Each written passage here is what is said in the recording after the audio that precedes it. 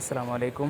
লক্ষ্মীপুর গ্রামের কুমিল্লা মুরাদনগর লক্ষ্মীপুর গ্রাম, এখানে একটি নির্মম মৃত্যু হয়, যেটাকে হচ্ছে গলা কেটে কে বা কারা পুষ্করের মধ্যে পালাই গেছে।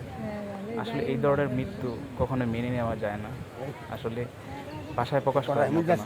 এই ধরনের মানে সন্ত্রাস, হানাহানি, কাটাকাটি, মানুষের সাথে বিবাদ লেগে একটা মানুষকে দুনিয়া থেকে সরিয়ে দেওয়া, এগুলা মানে মানুষের কাতারে হয় না। দেখেন গলাটা কেটে কে বা কারা ফালাই গেছে। তো লক্ষ্মীপুরের লোকটা, লক্ষ্মীপুর গ্রামের, তো ওনার বিচারের সর্বোচ্চ শাস্তি দাবি করছেন গ্রামবাসী। তো আমাদের পাশের গ্রাম হচ্ছে লক্ষ্মীপুর। লোকটি জানা সত্ত্বে অত্যন্ত ভালো লোক ছিলেন, যিনি এই সবাই পরিচিত লোকটাকে।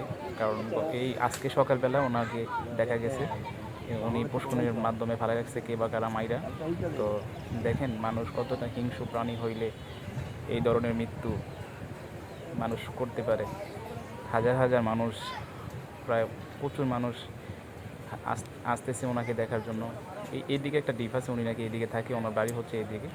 তো এখান থেকে সেই জায়গার মধ্যে অনেক একটু দূরে, মানে প্রায় 100 থেকে 150 হাত দূরে আইনা ওনাকে ফালাই রাখছে। তো যারা করছে সুষ্ঠু তদন্তের মাধ্যমে আশা করা যায়, মানুষ গ্রামবাসী আশ্বাস করতেছে যেন ওনাকে ভালো তদন্ত করলে হয়তো বেরিয়ে আসবে কি আসল এই কাহিনী করছে, কি ঘটনা ঘটছে। তো আইনের প্রতি শ্রদ্ধাশীল হাজারো মানুষের যে এই হের যে শাস্তি হবে, যারা এই খুন করছে তাদের শাস্তি মানে সবাই চাচ্ছে যেন সর্বোচ্চ শাস্তি হবে। এখানে মানুষ, অনেক মানুষ, হাজার হাজার মানুষ আসতেছে দেখার জন্য যে এই মানুষটা খুবই ভালো মানুষ ছিলেন। গ্রামের মানুষ বলতেছে আসলে ভালো খারাপ বিষয়টা না, কারণ একটা মানুষকে যখন দুনিয়া থেকে বিদায় করে দিবে, তার অস্তিত্ব শেষ করে দিবে, এই ধরনের আসলে মন মানসিকতা মানুষের কীভাবে হয় এক আল্লাহ ছাড়া কেউ বলতে পারবে না।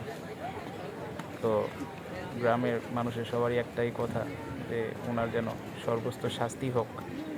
মানুষ এই ধরনের কাজ করতে পারে মানে কি করে, যে সাহস পায় কী করে যে একটা মানুষকে দুনিয়া থেকে বিদায় করে দেবে।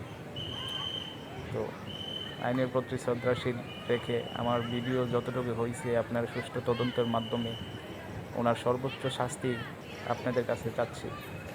তো আর কিছু বলার নেই, গ্রামের মানুষের কথা আসলে আমি নিতে পারিনি।